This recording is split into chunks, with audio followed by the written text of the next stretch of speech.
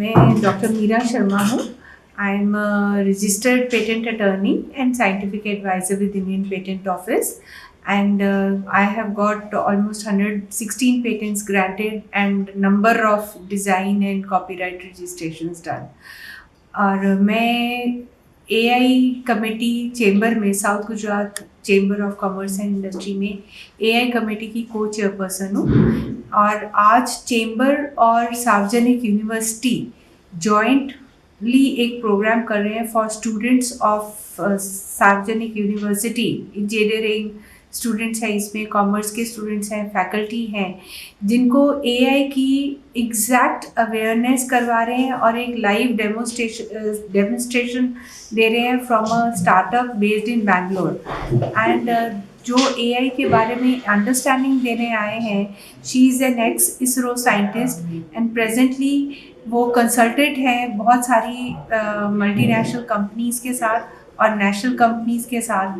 तो वो उन्होंने AI किस तरीके से लेयर्ड होता है, किस तरीके से यूज़ होता है, एक बहुत ही सिंप्लीफाइड तरीके से, जो कि एक कॉमर्स के स्टूडेंट को भी समझ में आ जाए, इस हिसाब से बताया है. और आगे इसमें फ्यूचर क्या है, उसमें गैप्स क्या हैं, क्या एथिकल उसके अंदर इंडिकेशंस आते हैं ये AI यूज़ करने में, तो वो सारी चीज़ें उन्होंने आज बताई हैं.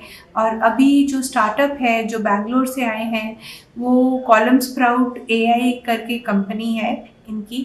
1.5 ईयर्स से ये लोग AI बेस्ड पूरा शॉपिंग के डिफरेंट एडवांस्ड मॉड्यूल्स बनाए हैं इन्होंने. And almost 15 international brands have already joined there group. और भी बहुत सारे उनके प्रोजेक्ट्स कस्टमाइज्ड वे में चल रहे हैं. और सूरत में देखा जाए तो टेक्सटाइल और डायमंड का ये हब है, तो उसके लिए तो बहुत ही रेलेवेंट है, बिकॉज ज्वेलरी और टेक्सटाइल को ये सबसे पहले टारगेट कर रहे हैं.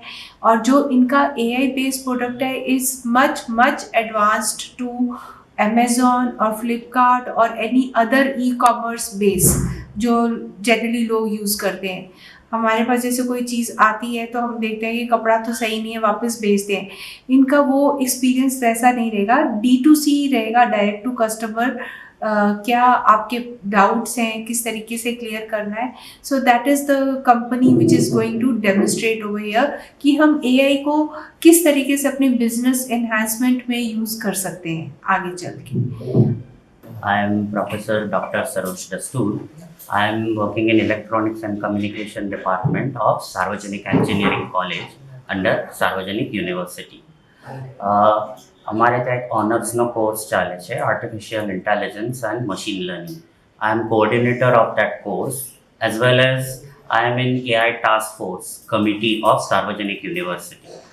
તો સાર્વજનિક યુનિવર્સિટી SGCCI અને SCAT મળીને આજે AI કોન્ક્લેવ ઓર્ગેનાઇઝ કર્યું છે.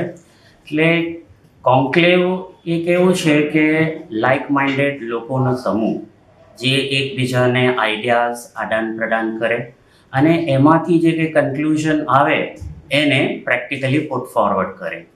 એટલે એનો મેઇન ઓબ્જેક્ટિવ એવો છે કે અત્યારે જે જનરેટિવ AIના ટૂલ્સ છે એનો આપણે ડાયરેક્ટ યુઝ કરી દઈએ છીએ ઇમેજ જનરેશન માટે કે કોપી ટેક્સ્ટ મેસેજ માટે, આઈડિયા માટે, વિડીયોઝ માટે અને બધી રીતે.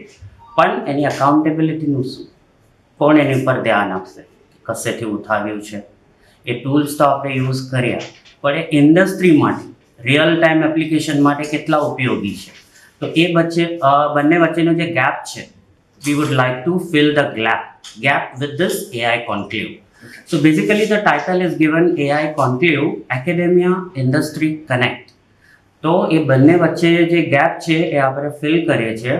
અને જ્યારે સ્ટુડન્ટ કોલેજમાં એન્ટર થાય છે ફર્સ્ટ યરમાં, ત્યારે એના મનમાં એ જ આઈડિયા હોય છે કે AI તો અવેલેબલ છે, હું ભણીને શું કરું, બધું તો મને ઓનલાઈન મળી જાય, યુટ્યુબ પર અવેલેબલ છે, કોર્सेस અવેલેબલ છે, હું ભણીને શું કરું. પણ આ બધાને ઓર્ગેનાઇઝ કોણ કરશે, તમને પ્રેક્ટિકલ તાલીમ કોણ આપશે, ઇવેલ્યુએટ કોણ કરશે કે જે તમે રિઝલ્ટ્સ મૂક્યા, હાર્ડવેર સાથે માની લો તમે ઇન્ટરફેસ કર્યું, તેનું ધ્યાન કોણ આપશે. તો આ બધા માટે તમે હ્યુમનને રિપ્લેસ નહીં કરી શકો. હ્યુમનને AI અસિસ્ટ કરી શકે છે, હેલ્પ કરી શકે છે, અહીંયા રિપ્લેસમેન્ટ સબસ્ટિટ્યુશનનો સવાલ નથી.